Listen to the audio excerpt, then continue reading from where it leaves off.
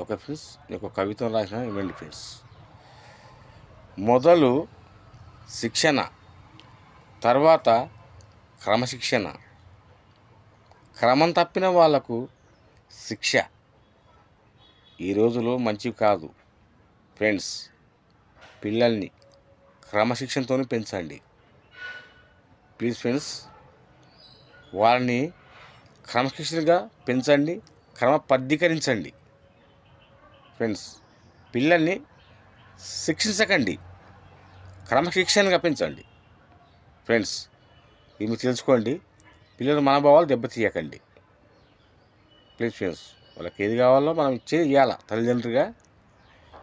తర్వాత వాళ్ళు తెలుసుకుంటారు ఫ్రెండ్స్. ఓకేనా? అదే ఫ్రెండ్స్, పిల్లలు శిక్షించకండి, క్రమశిక్షణలో పెట్టండి. Thank you friends.